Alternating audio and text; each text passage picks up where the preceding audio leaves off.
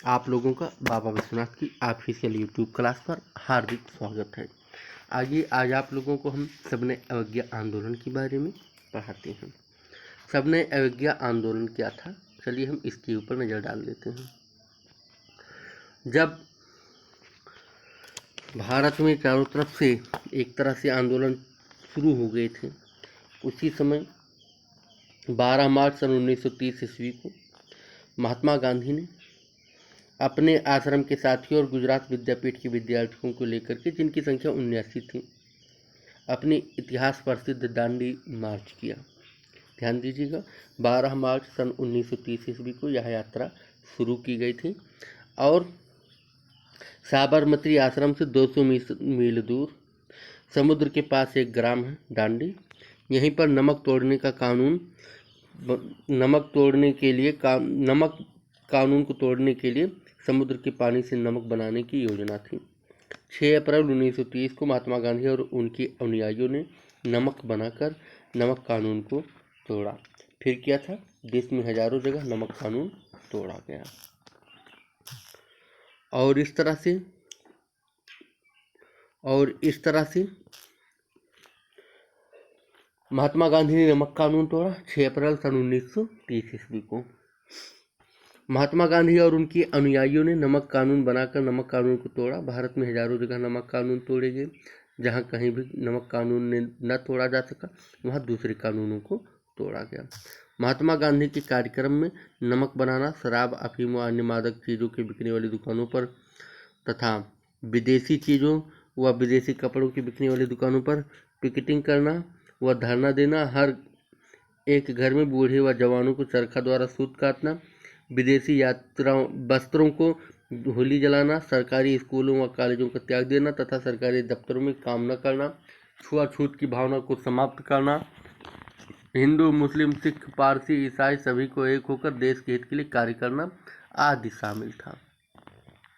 अंग्रेजी सरकार का दमन आरंभ हुआ और 4 मई की आधी रात को महात्मा गांधी गिरफ्तार कर लिए गए और उनको यरवदा जेल भेज दिया गया। इसका परिणाम यह हुआ कि जनता और उत्तेजित हो उठी और आंदोलन तेजी से बढ़ा।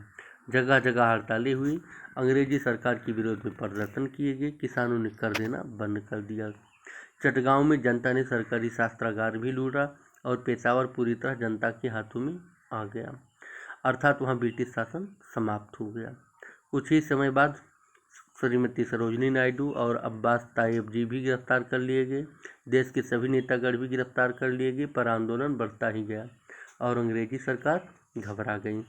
दमन का एक और कदम आगे बढ़ाया गया और जून में कांग्रेस को एक गैर कानूनी संस्था करार दिया गया। फिर भी 60,000 से भी अधिक लोगों ने कारावास का उल्लंघन किया। भारत के अधिकांश मुसलमानों ने इस आंदोलन में भाग नहीं लिया।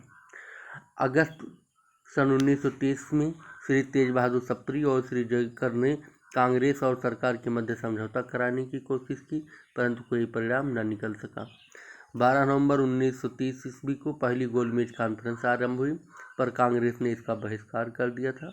अंग्रेजी सरकार का तख्ता हिलने लगा और उसे विवश होकर सब राजनीतिक नेताओं को मुक्त करना पड़ा। पंडित मोतीलाल नेहरू का दीर्घ कारावास के कारण देहांत हो गया। इससे स्थिति कुछ गंभीर सी हो गई थी। अंत में 5 मार्च सन 1931 को गांधी इरविन समझौता हुआ और आंदोलन स्थगित कर दिया गया।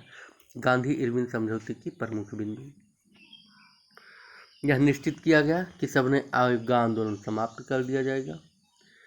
दूसरा, कुछ स्थानों पर शांतिपूर्ण प्रदर्शन करने की आज्ञा प्रदान की गई, जैसे शराब, अफीम व अन्य मादक वस्तुओं की दुकानों पर, विदेशी वस्तुओं और कपड़ों की दुकानों के सामने, और जो कि शांतिपूर्ण रहेंगे।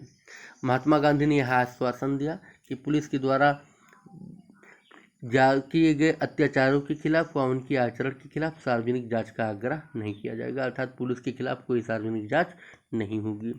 सबने अवज्ञा आंदोलन के दौरान जारी किए गए अध्यादेश सरकार वापस ले लेगी।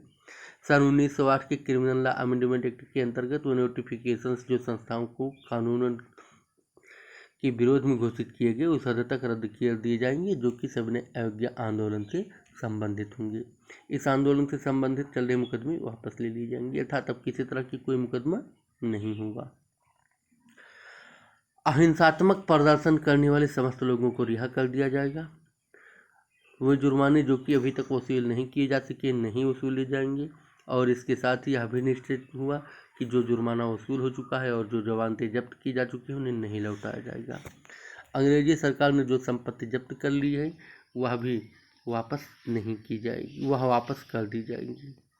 समुद्र के किनारे एक निश्चित दूरी तक बगैर किसी तरह के कर के नमक बनाने और उसको इकट्ठा करने का हक प्रदान किया जाएगा। दूसरी गोलमेज कॉन्फ्रेंस में कांग्रेस को शामिल किया जाएगा। इस तरह से गांधी इरविन समझौता सभी को प्रसन्न न कर सका, किंतु कांग्रेस ने इसे अपनी विजय माना। उसका कहना था कि अगर यह समझौता न हुआ होता तो दमन की नीति का पालन के कारण देश के लोगों को एक महान संकट से न बचाया गया होता। लेकिन राजकीय महत्ता ने अपने विचार इन शब्दों में प्रकट किए थे कि इस समझौते ने आंदोलन को जो पूर्णता के समीप पहुंच रहा था एकाएक रहस्यमय तरीके से रोक दिया। जो भी हो, इस समझौते के पक्ष और विपक्ष में यह अधिक समय तक लागू न रह सका। कराची के कांग्रेस अधिवेशन में इसकी तीव्र आलोचना हुई। इसी अधिवेशन में दो महत्वपूर्ण प्रस्ताव पास हुए। एक का संबंध भारत के लोगों के मौलिक अधिकारों से था और दूसरा के द्वारा महात्मा गांधी को द्वितीय गोलमेज कॉन्फ्रेंस में भाग लेने के लिए प्रतिनिधि के रूप में स्वीकार करना था। परंतु द्वितीय गोलमेज कॉन्फ्रेंस से महात्मा गांधी को खाली हाथ लौटना पड़ा। इसका कारण यह था कि सांप्रदायिक मतभेदों की वजह से इस सम्मेलन में कोई प्रगति न हो सके। इसलिए संविदा अयोग्य आंदोलन फिर से आरंभ हो गया। आगे हम आप लोगों को अगली क्लास में पढ़ाएंगे। धन्यवाद।